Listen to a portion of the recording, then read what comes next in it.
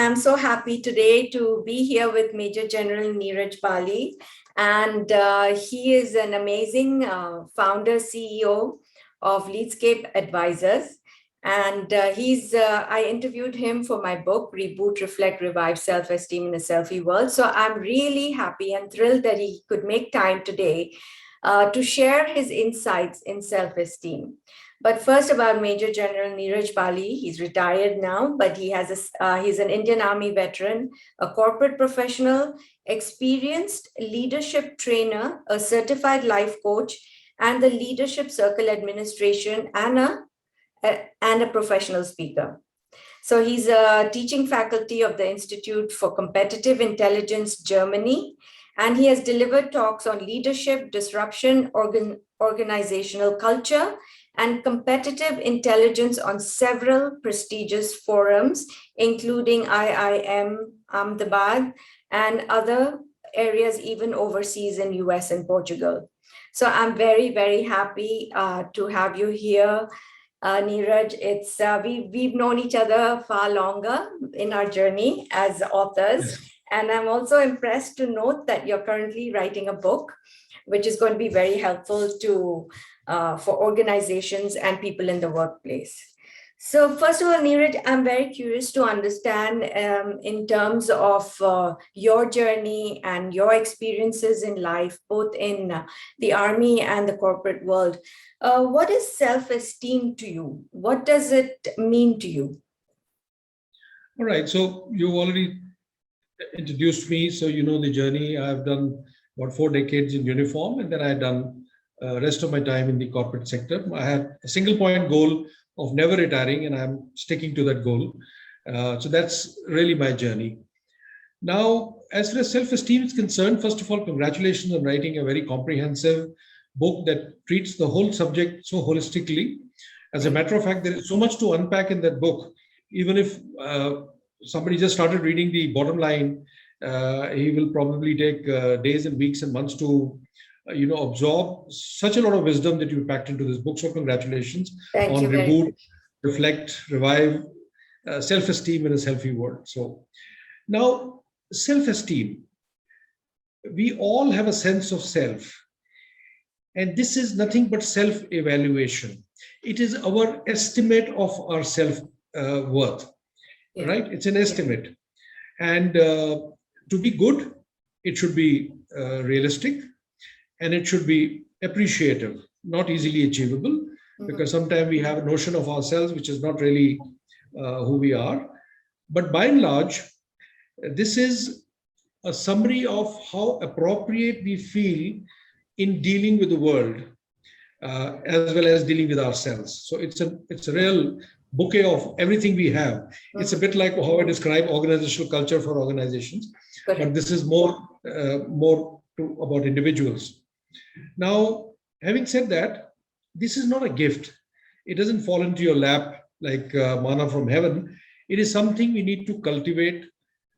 We should do it consciously and arrive at a self-esteem. But if you don't do that consciously, if you don't have the instruments to do it, then I'm afraid like wild grass, it is going to grow anyway. And you will have a hazy, fuzzy idea of what your self-esteem is. Then, of course, it will be very, very more problematic. Finally, I want to say not to be confused with being self-centered, not to be confused with being self-absorbed, not to be confused with being selfish. In fact, on the contrary, if you have good self-esteem, then you're not selfish, you're in fact unselfish. And I just want to, since you asked me this question, I'm going to quote something from your book right here. At the beginning of the first chapter itself, you quoted Nathaniel Branden. Yes. To trust one's mind and to know that one is worthy of happiness is the essence of self-esteem. I think this pretty much sums up all that I've just said. So yes, but as you clearly said, that it is something that we need to cultivate. And just as we physically go, to the gym and go for fitness classes. So in that sense, we need to develop this mental fitness, this mental muscle of self-esteem, because more often than not, we are always interacting with the external world, and we need to have that strength within us, the psychological strength, to face the world, because there will be rejections, there will be people who will be looking at you with judgment or with a certain biased attitude. So it is, and if we take all of that in and then we struggle with our own sense of self and belief in ourselves, it makes it harder to deal with the external world. So it is also an attitude of non-judgment, essentially. Acceptance of oneself, flaws and all, which is exactly what you also suggested, that it is a conscious awareness of what's going on inside us as a result of the external input. So how do you see the situation now in the workplace as far as self-esteem is concerned, where employer-employee relationships, or now in the new dynamics of the pandemic, how do you see self-esteem going forward? Look, eventually there is always going to be a mix of individuals who have a sense of high self-esteem or a accurate self-esteem, and many who don't have. The current situation of anxieties and uncertainties, unfortunately, have tipped the balance in favor of people's self-esteem taking a knock.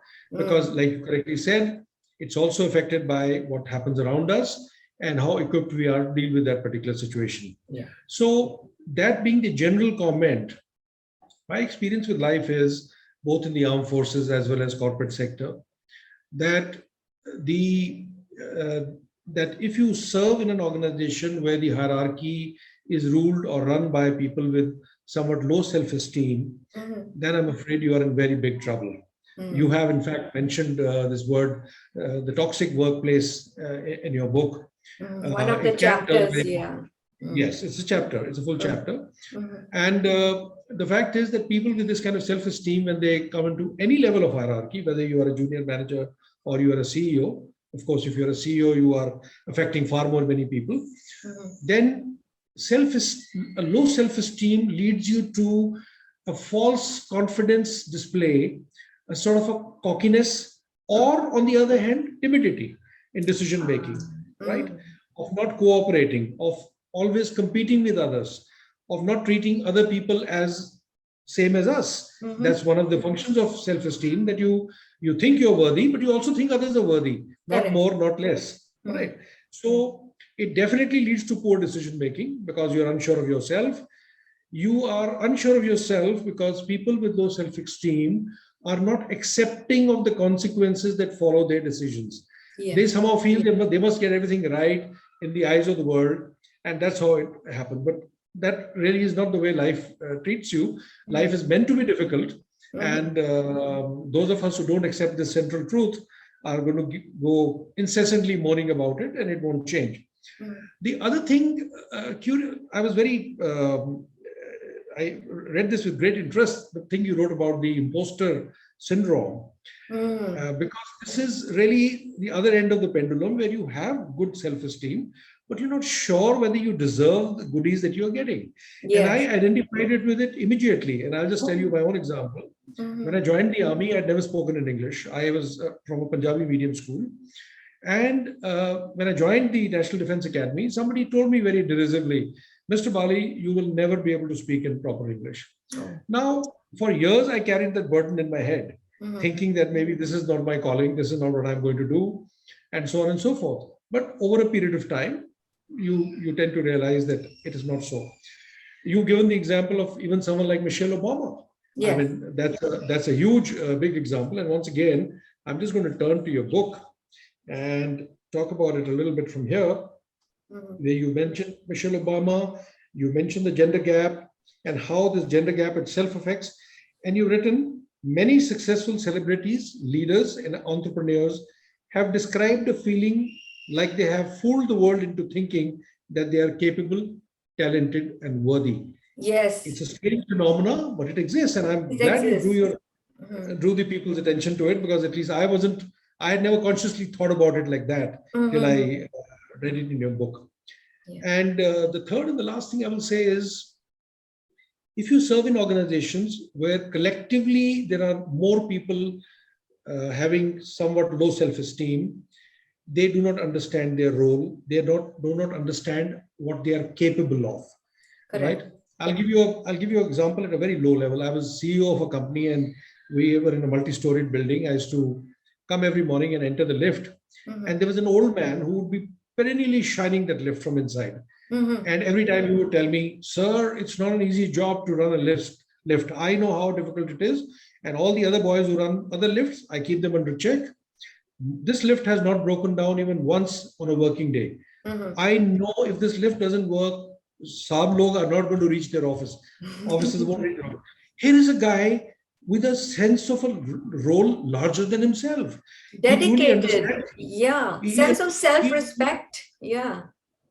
Absolutely. So he understands that he's not just a lift operator, but he's actually someone who's playing a larger role. So when you have a high self-esteem, you know that you're not just a dad going to office at 10 o'clock, coming back at 5 o'clock, giving money to your wife to run the house, but you're actually taking care of a family and bringing them up. You think in a bigger way, in a role way, and that happens all the time.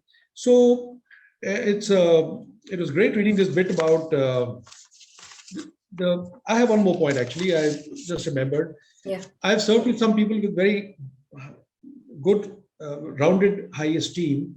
And one thing that they stand out in, those organizations stand out in, is people appreciate. People appreciate each other, and that collectively builds the morale, right? Yes. They're not shy of conveying appreciation because they're not competing with you. They're simply being who they are, and they let you be who you are. I remember as a young major, I once wrote, minutes of a very long conference. I had just joined a new organization, and they were about 28, 30 pages. In those days, you had to do this longhand. And my boss was a brigadier who was seeing my work for the first time. So when I took it to him, he said, "Neeraj, every fool can find faults with other people's draft. So you're looking at a fool who's going to point out some in yours. Don't mind it." I mean, coming from it immediately sort of lifted my yeah. So that's how it is. I mean, if you're blessed to serve in a workplace with leaders at every level with high self-esteem, it's going to be productive. It's going to be great. Yeah. I'm advisor to one of the companies, and I attended their monthly meeting on the 17th, and I noticed that the MD praised every single presenter in some way or the other. That's a great example of a person who's clear about his own self-esteem and is not shy of passing on the appreciation to others. So I think that's one of the qualities of a leader, is to be able to praise, but with sincerity, and so that the person, it feels motivated and inspired to continue working under that leadership.